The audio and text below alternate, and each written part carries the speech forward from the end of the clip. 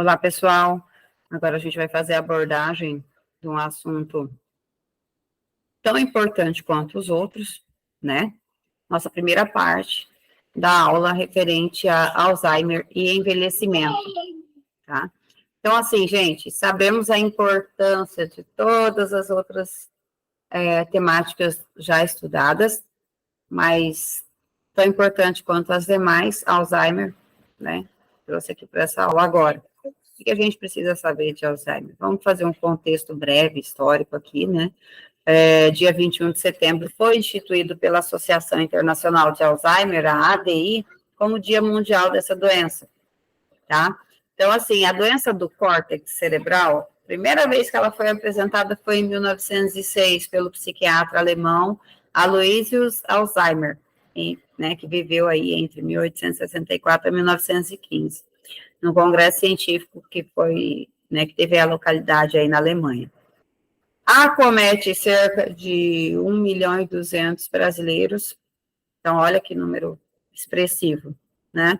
Caracterizada como uma doença degenerativa, progressiva, irreversível, não tem cura, e o tratamento consiste em amenizar os sintomas. Então, essas são as características que eu trouxe aqui para vocês. Doença degenerativa, progressiva e irreversível, Alzheimer não tem cura.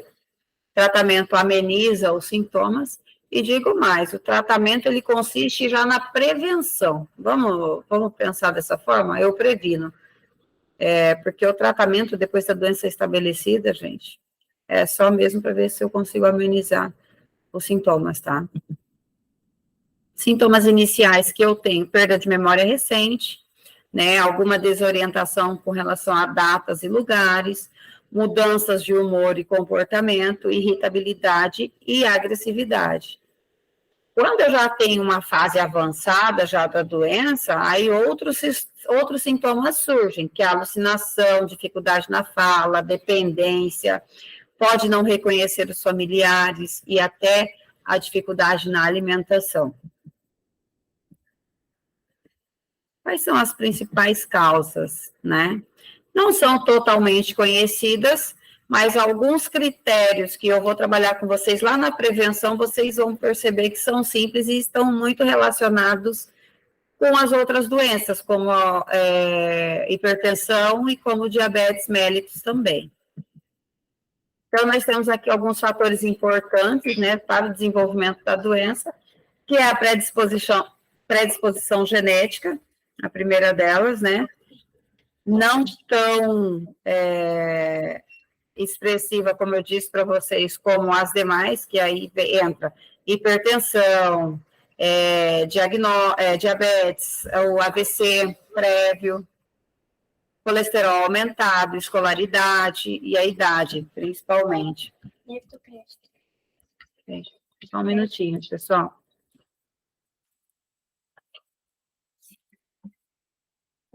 Aproxima. E a idade, percebe? Então, quando eu tenho uma predisposição genética, não significa que ela vai definir para mim que eu vou ter o Alzheimer. O que vai influenciar são os fatores epigenéticos, como eu já disse para vocês em outras aulas, em outros momentos, e relacionado também a outras doenças. A outras doenças. Então, assim, nós temos 7 medidas que podem evitar milhões de casos de Alzheimer em todo o mundo, tá? Então, os fatores, eles são ligados principalmente ao estilo de vida, qualidade de vida. Não fumar, prevenção da diabetes, controle da pressão arterial, combater a depressão, uma dieta saudável estabelecida, elevar o meu nível de educação. Por que elevar o meu nível de educação? Gente, é onde eu trabalho mais o meu cérebro, significa que eu estou mais exercitando mais, visto que o meu cérebro é um músculo, também, tá? E a atividade física, como já foi citado em outros também. Então, assim, nós temos alguns estudos que eles afirmam que a metade dos casos da doença no mundo, né, ela se deve à falta de medidas de saúde, e basta uma redução de 25% nos 7 fatores que eu citei agora no no slide anterior, para evitar até 3 milhões de casos, gente, isso no mundo. Percebem? Medidas simples, mas aí a gente fala simples, né, é mais fácil a gente mudar um medicamento ali do que um hábito, tá? Muitas das vezes, mas são medidas simples, né, visto que está ao nosso alcance. Então, diagnóstico através de entrevista, história de vida, história clínica, familiar, idade, escolaridade, muito importante. Aí, quando a gente fala de escolaridade, vou trazer novamente aquelas discussões dentro da sala de aula, quando nós falamos da aplicação desses testes, principalmente os testes cognitivos. Para que eu não tenha um falso resultado ali, eu preciso avaliar quem que eu estou aplicando o tipo de teste, tá? Porque se eu tenho uma pessoa ali com um grau de escolaridade ali muito inferior, eu vou ter um resultado diferente daquele com um grau de escolaridade mais superior. Isso vai interferir, sim, na interpretação dos resultados, tá? Aí tem também exames laboratoriais, como hemogramas, hormônios tireoidianos, as enzimas hepáticas também entram aí nessa classe aí dos exames laboratoriais. Exames de imagem, aí eu tenho tomografia e ressonância magnética. Tem tratamento? Não tem, gente. Como eu disse para vocês, até o momento não existe cura para essa doença, tá? Mas os objetivos do tratamento, né? Na verdade, para amenizar esses sintomas, né? Vamos ser mais específicos, seria independência nas atividades diárias, né? Por mais tempo, né? Consiga estabelecer independência dessas atividades diárias por mais tempo. Aliviar e estabilizar esses sintomas estão dentro disso, e progressão mais lenta da doença. Então, eu tenho tratamentos que podem ser farmacológicos ou não farmacológicos. Os efeitos positivos, eles visam a melhoria ou a estabilização, né, da cognição, principalmente relacionado ao comportamento e à funcionalidade desse indivíduo. Porém, é importante ressaltar que a resposta é de indivíduo para indivíduo. Então, tenho duas pessoas ali, tenho diagnóstico de Alzheimer aos 70 anos. Como foi o estilo de vida de uma pessoa, a qualidade de vida, e da outra? Isso vai interferir. Então, eu não tenho uma resposta igualitária para todos, igual para todos, tá? Então, eu tenho como tratamento a atividade de estimulação, né, cognitiva, estimulação social e também física. Beneficiam o que? A manutenção dessas habilidades que eu tenho ainda para preservar e favorecer também, né, consequentemente, a funcionalidade.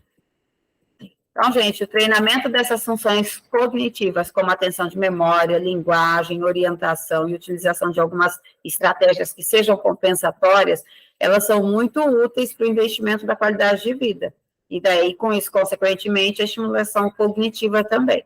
E são fatores importantes, né, são pontos importantes a destacar. A prevenção, gente, eu falo assim, a prevenção é o tratamento. Eu começo a tratar antes com a prevenção, antes de eu ter estabelecido. Até é meio contraditório, mas é basicamente isso. Porque a prevenção é o estilo de vida, tá? É o que é mais importante para que eu possa prevenir o Alzheimer. Quanto mais cedo eu tenho essas mudanças nos hábitos, mais fácil minimizar o problema. Então, eu quero finalizar com vocês essa aula, esses slides aqui, nisso, né? Cuidem da nutrição, com a alimentação, atividade física, daí eu falo do exercício, o tabaco, o álcool. Hoje, infelizmente, a gente tem o álcool aí com uso indiscriminado, ele afeta, sim, não só relacionado a essa doença, mas a outras doenças. O tabaco nem se discute. Controle do estresse aí nós enfermeiros, né, com essa vida aí de jornada dupla, na maioria dos enfermeiros, fica meio complicado, mas a gente precisa pensar em tudo isso para que, quando nós cheguemos aí perto da aposentadoria, que é próximo, né, do que nós temos aí estabelecidos como idoso, os 60, né, 60 e poucos anos aí, a partir disso, para que a gente possa viver esse momento, não tratar tudo que a gente teve ali no decorrer da nossa vida, né? O sono também é um ponto muito importante para se destacar, e, claro, estímulo a relacionamentos saudáveis, certo, pessoal? Deste modo, deixo aqui, então, né,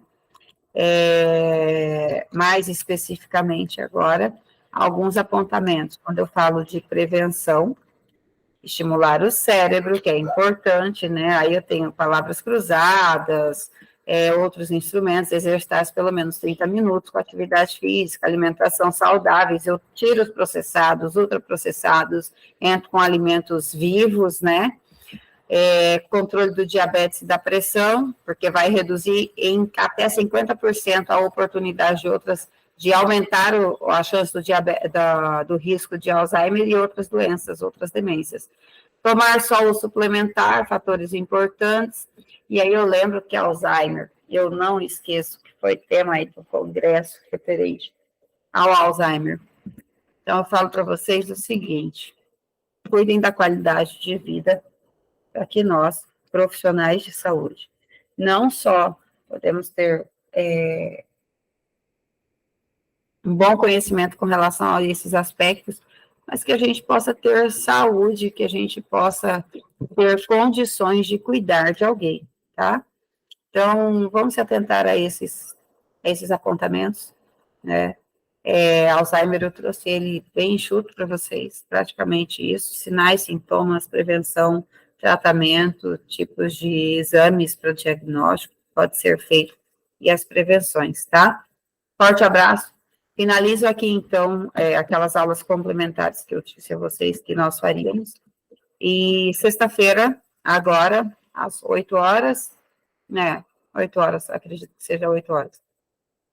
Se vocês tiverem de dúvidas, nós faremos como se fosse uma revisão da nossa avaliação de segunda-feira, dia 10 de março. Perdão, dia 10 de abril. Tá? Abraço a todos vocês. Fiquem com Deus.